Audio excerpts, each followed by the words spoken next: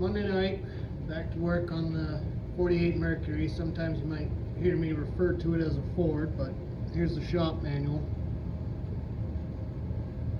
Either or.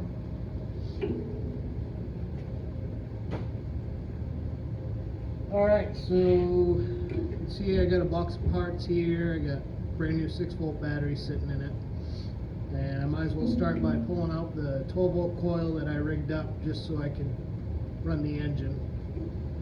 Easiest part to start. Alright, so here's our new 6-volt coil. Get that opened up.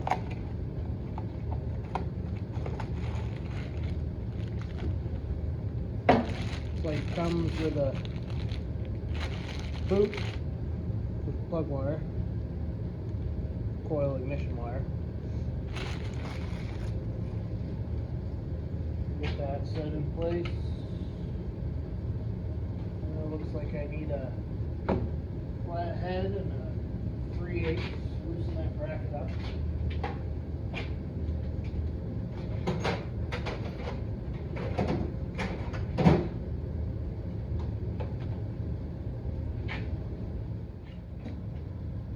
Okay, so the machine screw that held this coil in place, I ended up having to cut it.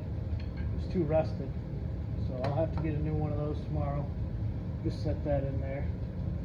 Now I gotta go through and do the plug wires. These things are just solid, petrified.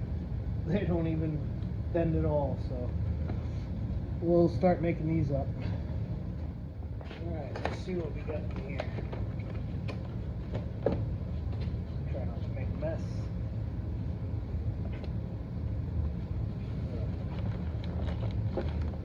Bag of all the other ends here.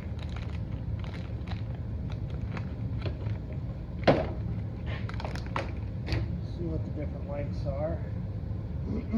Try to figure out. They might all be remade to the same lengths. That must be for our coil.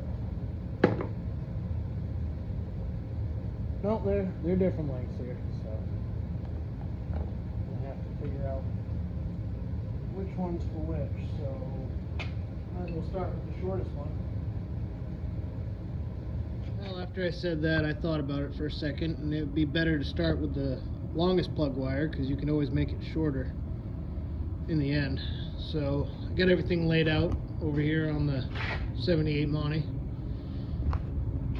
and I'll go through and find the longest to start with and start making them from there.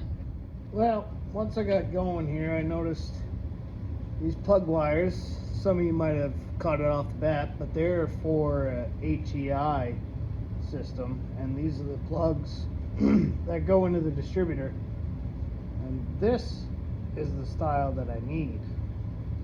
But I found a workaround for now. Might have to fix that later, but let me show you. So what I did was made a notch on either side with a razor blade so I could reuse the old terminal end. Get that pulled out of here. And then that was originally soldered in there for the conductor. I just break that free. Once I got that cut back, I just run my new end through that, turn it over, and run that conductor underneath, back through, and then crimped it off so I could run that down into the distributor cap.